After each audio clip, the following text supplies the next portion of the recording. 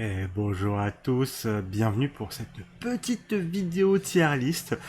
Tier list des films Spider-Man parce que ouais, vous connaissez mon rapport compliqué avec certains et mon rapport d'amour total avec d'autres. Mais j'avais envie voilà, de revenir un peu sur tout ça. Comme ça, c'est clair, c'est net, c'est précis, sans bavure. On en parle directement après l'intro. À tout de suite.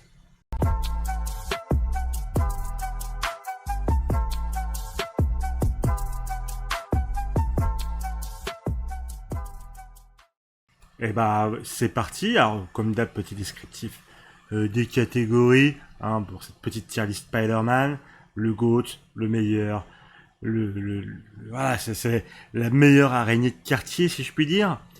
Excellent, je vois, c'est excellent film, vraiment que j'adore, qui sont géniaux, c'est cool. Good, bon c'est ok, voilà, c'est un film, c'est ok. C'est là, c'est c'est bien, c'est bien. C'est pas excellent, mais c'est bien. Mais c'est. Ouais, franchement, on n'est pas obligé, quoi. On n'est pas obligé. Bon, c'est là, ok. Bon. Et voilà, non, c'est. Bon, fallait pas les... Franchement, fallait pas le faire. Franchement, fallait pas le faire, ce film. Valait mieux faire autre chose. Voilà, c'est vraiment. C'est de la merde. Voilà. Bon, je vous propose qu'on commence assez vite. Du coup, avec le. Ça, c'est le premier Spider-Man. Ouais, c'est le premier Spider-Man. De celui de Sam Raimi. Bah, alors, au niveau des effets, il a terriblement mal vieilli, hein, on va pas se mentir. Mais il a ses petits charmes. Et, je l'aime bien, je l'aime bien, je l'aime bien. C'est solide, c'est solide. Ça, c'est Spider-Man 3. Bah, attends, là, Spider-Man 2. On va d'abord faire Spider-Man 2, soyons polis. Spider-Man 2, excellent. J'adore ce film. L'histoire avec Doc Ock, ça marche. Enfin, Doc Ock, ça marche parfaitement, vraiment. Ça, c'est un peu le, si je puis dire, le film de la maturité, vraiment. C'est pas pour rien que c'est lui que tout le monde retient dans la trilogie de Sam Raimi. C'est vraiment, il est archi solide, très cool, très drôle, et peut-être un petit peu moins silly, si je peux, j'ai pas le mot français qui me revient, mais en anglais c'est silly, que le premier, mais qui marche vraiment. Bon, par exemple, la scène du train, etc. Voilà, ça marche parfaitement, on l'adore. Spider-Man 3. Alors, Spider-Man 3, euh, alors c'est compliqué parce que c'est fait partie de mes premières grosses déceptions au cinéma. Je l'attendais de fou ce film. J'ai quand même été un peu déçu. Mais, objectivement, il est pas si mal. Puis, il nous a quand même donné en héritage Emo Peter. Bon, est-ce que la scène est bonne? Je ne sais pas. Est-ce qu'elle est terriblement drôle? Oui. Oui, oui, voilà, on va pas se mentir. C'est terriblement drôle. Ouais, moi, à l'époque, je l'aurais certainement mis dans Voilà non tellement j'étais déçu. Mais aujourd'hui, en vrai, je le mettrais en good. Je le mettrais en good parce que il est décevant, il y a des trucs pas bien, mais j'en ai quand même un bon souvenir, si vous voulez. Ça reste quelque chose de très cool, euh, même si c'est un film qui a clairement ses défauts. Mais moi, je le mettrai en goutte quand même. Alors, toi, on te fera après. On fera les Spider-Verse à la fin. Ça, c'est Homecoming, No Way Home. D'abord, on va faire les Amazing. Désolé, hein, c'est le petit tri. Euh, je sais pas lequel est le un, lequel est le 2. Là, comme ça, je vois des éclairs. Je me dis que ça doit être le 2 avec Electro. Je pense.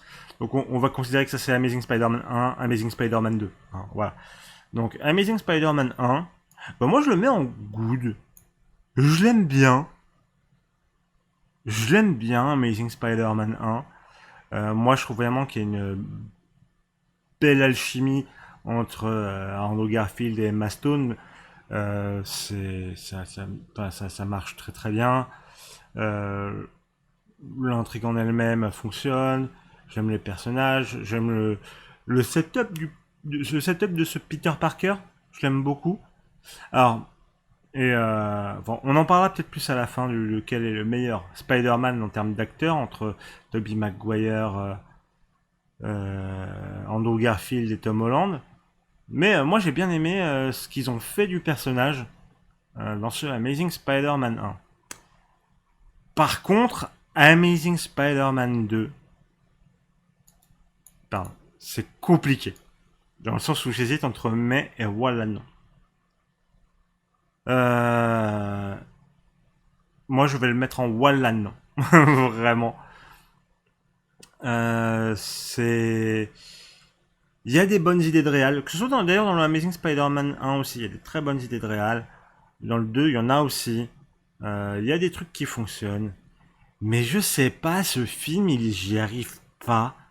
J'y arrive pas. Je me dis, j'ai envie de l'aimer parce que j'aime bien le 1. Et il y a, contrairement à toute la trilogie avec Tom Holland, il y a des idées de réal.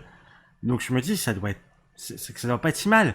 Mais non, j'y arrive pas. Pourtant, j'adore Gwen Stacy, j'adore le Peter Parker qu'on nous balance.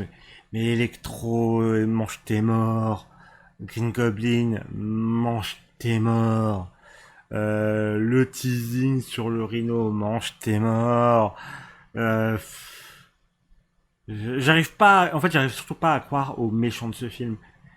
Et en plus, il y a quand même un énorme coup de mou au milieu du film. Un peu trop comédie romantique. Enfin, bref. Il y a des trucs qui me bloquent et qui font que je peux pas le mettre dans mais. C'est voilà non. C'est voilà non. Vous inquiétez pas, il sera pas tout seul. Alors, on passe sur la trilogie de Tom Holland. Alors, la trilogie de Tom Holland. Ceux qui suivent le podcast Séance de rattrapage, hein, savent qu'on a déjà fait du coup Homecoming et Far From Home. Et donc connaissons mon avis sur ces films. Mais pour y revenir, je déteste la trilogie de Tom Holland pour plusieurs raisons. Principalement déjà parce que John Watts, le réalisateur, je suis désolé, quand t'as un personnage comme Spider-Man, tu dois essayer des trucs en termes de réalisation. Et là, il y a rien, que dalle, que dalle. C'est mort. Et là où encore je peux pardonner un peu Homecoming et Far From Home, c'est que niveau scénario, bon, ça se tient à peu près. Ça se tient à peu près. C'est pas foufou, mais ça se tient. Moi, il y a des petits passages que j'aime bien, mais bon, c'est ok. C'est ok. Par contre, No Way Home, c'est une insulte à tout ce qui est narration, cohérence, etc. C'est vraiment une insulte à tout ce qui est storytelling, No Way Home. Ça ne repose que sur son fan service, et moi, c'est un film comme ça, je lui dis, va te faire enculer. Donc, assez simplement, Homecoming, ça va être en mai. Bon, c'est pas indispensable. J'aime bien le vautour, mais c'est à peu près tout. Far From Home, il est un peu meilleur, mais je vais quand même le mettre en mai. Parce que pour moi, il vaut clairement pas les autres qui sont au-dessus. Et No Way Home, c'est en voilà non. Vraiment, va te faire foutre. Je déteste ce film. Ça fait partie vraiment de ce que je trouve de ce qu'on peut faire pire dans le cinéma.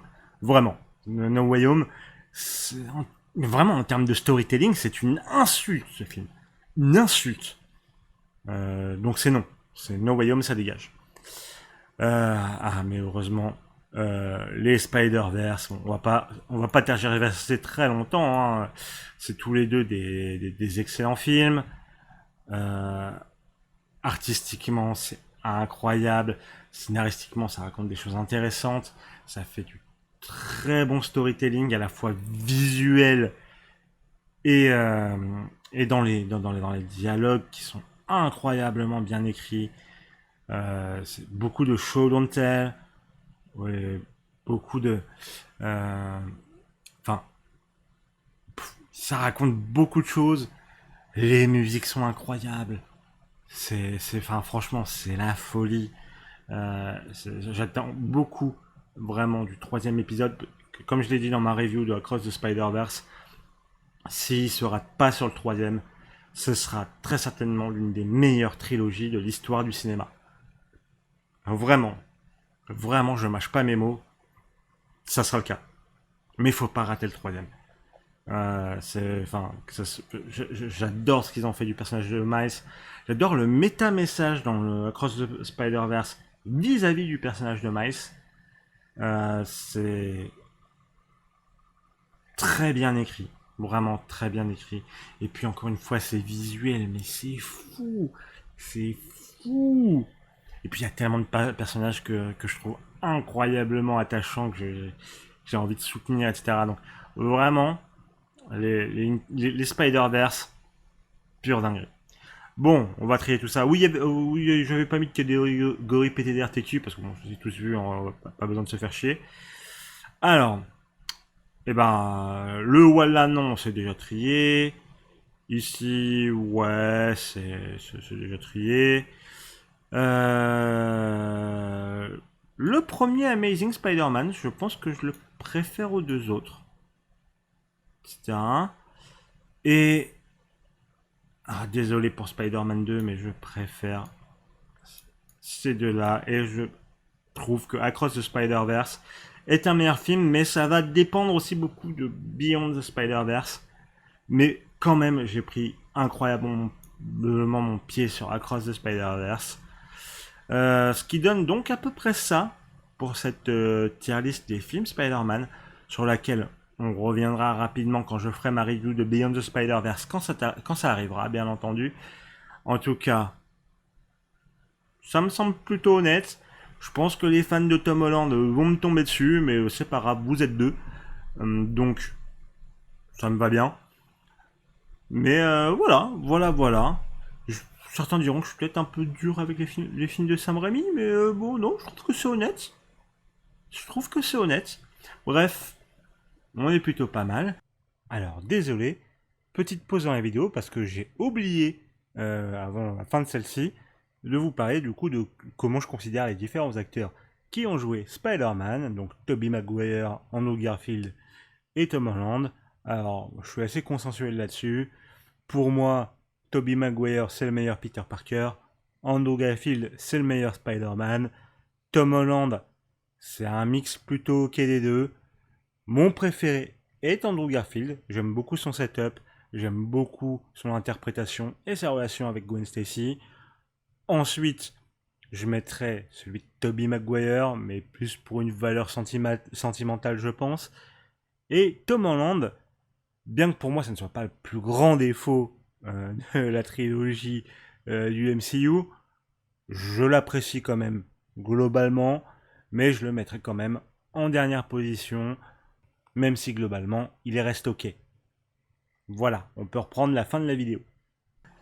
En attendant, n'hésitez pas du coup à réagir en commentaire, me dire ce que vous pensez de cette tier list, que peut-être les Spider-Verse c'est dégueulasse, ça mérite d'être derrière les films de Tom Holland. Dans ce cas-là, je vous dirais de vous acheter des yeux, mais essayez pourquoi pas, laissez un pouce bleu, abonnez-vous, et on se retrouve bientôt pour une nouvelle vidéo.